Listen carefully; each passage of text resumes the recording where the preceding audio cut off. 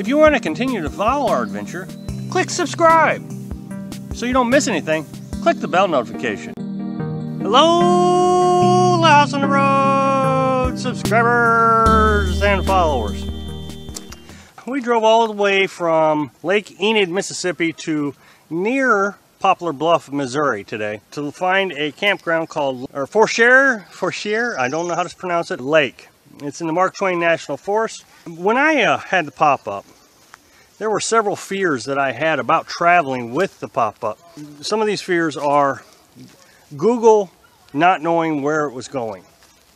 And that was quite clear today. Google had no idea where this lake is. The first attempt, I went to freecampsites.net, and it gives out the coordinates. So my first attempt to find this place from Mississippi when I was down there researching campgrounds was to click the little Get Directions button. It sends you over to Google. Google draws you a map and it says, do you want to send it to your phone? You click yes. It's pretty simple. It took me out in the middle of a highway. Highway 147, I think. It doesn't matter. And it said, okay, you've reached your location. We were nowhere near our location. So my second attempt, now remember, you get out in these national forests, the internet gets real spotty. So we had to go and find internet again. And my second attempt, this time I just Googled this lake's recreational area, Missouri. That's what I just Googled. Forshare Lake, whatever it is, recreational area. And again, Google said, okay, let's go. And it took me 18 miles from the location to another location. So when we got there, Google said we still had a quarter mile to go, but it just ended in woods. This road was gravel, had to go through a little stream.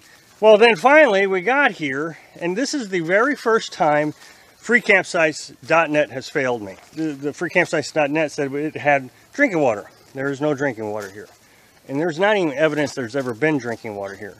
That is a problem. The other downside to our adventure today was I researched to see if we had internet signal. Now what I do is I go to AT&T coverage map, and you can type in a location and see if it has coverage there. And I'm telling you, AT&T says this thing has 4G coverage. It does 3 miles down the road, but it doesn't here. Okay.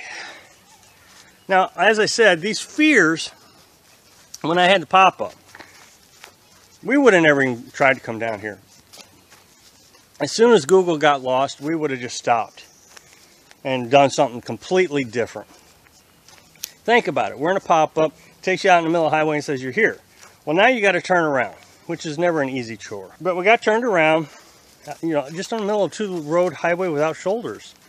Everything's private property, and you got people riding on your hindside because they're in a hurry to get wherever they're going. Then we searched for the second location, and it took us to this gravel road, dead end, no turnaround. There's no way we would have been able to turn around and pop up. When we got to the stream that I told you about that we had to cross in the truck, we would have been in serious trouble with the pop-up. We would have had to back up a good mile with the pop-up, and I've always worried about that. Always. One of my worst fears is we getting stuck in an area and having to back up, and that was it. With the truck, though, in both locations, was able to easily turn around. I mean, in the second location, I had to snake it around, but I got it out. Not a problem at all. And then we get to the campground, we find out it doesn't have internet or drinking water. In the pop-up, we would have had to quickly make a decision. Here it is, it's 6 o'clock at night. Only got a couple hours. We're still, wanting to get some food. We got to have internet so we can do videos on YouTube. And we got to have drinking water. Otherwise, we're always going back and forth to town. And town's not too bad. I think we could probably get some water at the local gas station. It's a very old-timey gas station. Still has the Sinclair sign. I haven't seen one of those since I was a little kid. Absolutely amazing. But I digress. So we could go get water. So that's not the most critical, but we got to have internet. We got to have internet quite frequently. So it's just better if we move. Now, if we were in a pop-up, we would have just left. Because we would have had to set up and then drive back and forth to town all the time to get water and then internet. Remember, we have to go down the internet at least twice a day. But here, with the truck, no big deal. We're going to spend the night. We're going to have supper. We don't have to unload anything. Everything's fine. Open up the fridge. Grab a package of meat. Cook some dinner. Watch some Frasier tonight on Netflix because we were downloading them on the way here. And tomorrow morning we'll go find another location. I'm telling you, the truck camper is a much better scenario when you're full timing. I don't know about anything else. I know about pop-ups and truck campers. And hands down, boondocking at free campsites, unknown territory, traveling hundreds of miles to get to your location, getting there, finding out it doesn't have what it's advertised to have, and it's okay with the truck. No big deal. But with the camper, that would have been a serious, serious problem. We'd have slept in the cab of the truck tonight. We'd have probably stayed here, slept in the cab of the truck, and left first thing in the morning.